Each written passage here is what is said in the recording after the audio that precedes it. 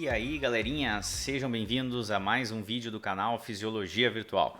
Hoje a gente vai dar continuidade à nossa discussão de transportes de membrana, entrando em transporte ativo secundário. Então, se vocês já sabem o que é um gradiente, como é que as moléculas se relacionam com a membrana, o que é proteína carreadora, o que é proteína formadora de canal, que a gente discutiu nos vídeos anteriores, vamos para transporte ativo secundário. Se ainda não conferiu, eu vou deixar a playlist aqui no cantinho, dá uma olhada nos vídeos iniciais e depois vem para cá que aí tudo vai fazer sentido. Então, vamos lá. Bom, no que o transporte ativo secundário é diferente do primário? No transporte ativo secundário, assim como no primário, eu tenho alguém indo contra o gradiente, que essa é a definição de transporte ativo, né? Preciso que uma molécula vá contra o gradiente. Então, a minha molécula de interesse, que é a molécula que eu quero transportar, está indo contra o gradiente. Para que ela possa ir contra o gradiente, eu vou precisar de uma fonte de energia, que neste caso é o que vai diferir o transporte ativo, que vai fazer ele ficar diferente do o transporte ativo secundário, ficar diferente do transporte ativo primário. Qual é a fonte de energia aqui? De onde vem a energia para um transporte ativo secundário? Vem do gradiente formado pelo primário. Então, ela vem do gradiente de concentração. Ó, vou usar o símbolo de concentração aqui, né? Formado pelo primário.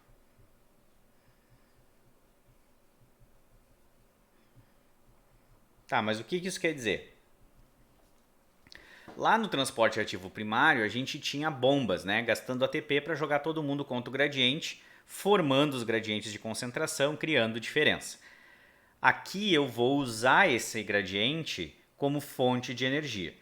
Lá no primário, dois íons importantes em termos de formação de gradiente era o sódio, né, que é a bomba de sódio, potássio, é uma dos transportes que mais gastam energia de longe no nosso organismo, né?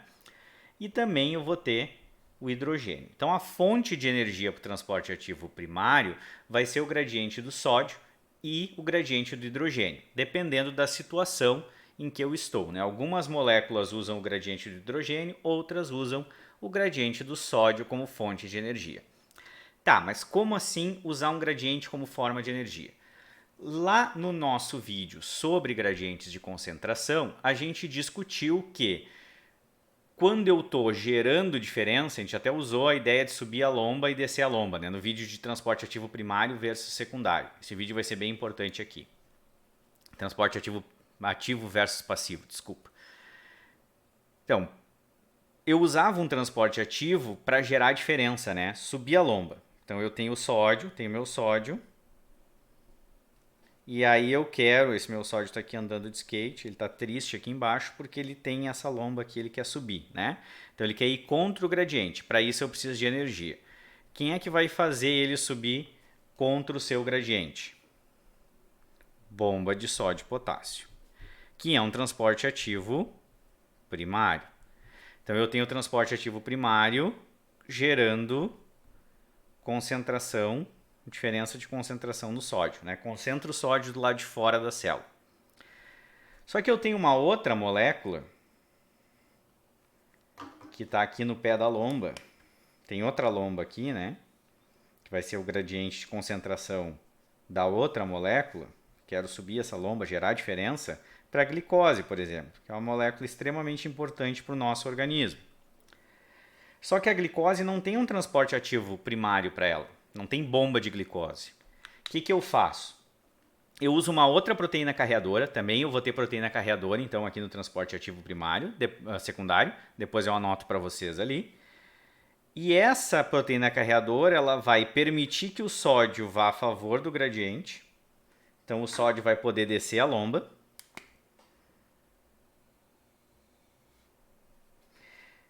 E o embalo que ele pega na lomba, ou seja, a energia que ele libera descendo a lomba, ele empresta para a glicose subir a lomba. Então a glicose vai... Opa! vai subir a lomba usando a energia que o sódio passou para ela. Certo? Então eu deixo uma molécula ir a favor do seu gradiente, isso libera energia, né? Para ir contra o gradiente, eu tenho que adquirir energia, para ir a favor, eu libero. Então eu deixo essa molécula ir a favor e a energia que eu liberei fica armazenada numa proteína, que é a proteína que deixou o sódio entrar na célula, ir a favor. Essa energia é transferida para o transporte da glicose para que a glicose vá contra o gradiente. Então eu uso um gradiente que já está estabelecido para obter energia para gerar um segundo gradiente, um gradiente para uma segunda molécula. Por isso que eu chamo esse transporte de transporte ativo secundário, que eu preciso que aconteça o primário para que aí eu possa ter o secundário.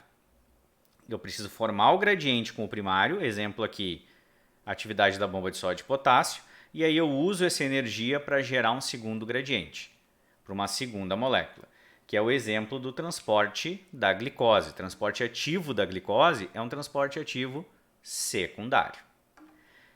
Até aqui, então, beleza? Põe nos comentários as dúvidas, não esquece, né? Se inscreve no canal, dá aquele like e me diz o que vocês querem ver nos próximos vídeos. Também já tenho vários vídeos na lista, mas posso adicionar mais alguns, né? Então, características do transporte ativo secundário. Ele é contra o gradiente, porque ele é um transporte ativo, não vou nem anotar. Viu? Transporte ativo tem que saber que é contra o gradiente.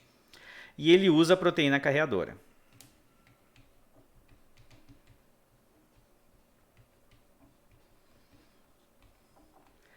Aí a proteína carreadora ela vai permitir que um íon vá a favor do gradiente, sódio ou hidrogênio, dependendo de quem eu estiver falando. A energia liberada nesse processo é usada para montar uma segunda molécula contra o gradiente. Exemplos, tá? Transporte da glicose, da galactose, de aminoácidos vão usar esse tipo de transportador. Esse tipo de transporte. Então, exemplo do transporte da glicose. A gente pode classificar os transportes ativos secundários em duas classes. Tá? Ele pode ser um cotransporte ou um contratransporte. O que isso significa na prática? Quando a minha molécula de interesse e a molécula que está fornecendo energia estão indo para o mesmo lado, ou seja, ou as duas estão entrando ou as duas estão saindo da célula, eu chamo isso de cotransporte ou simporte. As duas estão andando juntas. Então, cotransporte. As duas moléculas. Que duas moléculas? A molécula de interesse e a molécula que fornece energia. Estão indo para o mesmo lado. Isso é um cotransporte. E quando uma entra e a outra sai? Aí é contratransporte. Então, uma entra, que uma pode ser a de interesse ou a do gradiente, aí vai depender da situação, e a outra sai. Elas estão indo para lados opostos. Isso aqui também é chamado de antiporte. E aqui o cotransporte também é chamado de simporte. Exemplos. A absorção de glicose no rim e no intestino é feito por uma proteína carreadora chamada SGLT1, que quer dizer cotransportador sódio-glicose. Só que daí do inglês, né? Sodium Glucose Transporter. Tá? Mas ele, em português, a gente chama de cotransportador sódio-glicose.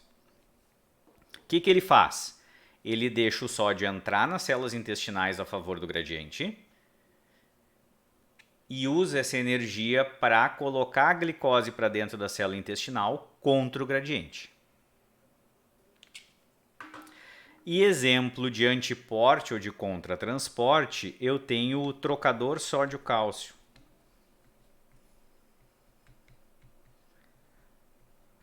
Que está lá ele está em mais de um tipo de célula, né? Mas ele tem um papel importante e bem conhecido no músculo cardíaco durante o platô do músculo cardíaco, né? Ele vai estar equilibrando as cargas elétricas, né, trocando o sódio com cálcio. Ele deixa o sódio entrar na célula e quando o sódio entra, usa a energia do sódio entrando para bombear.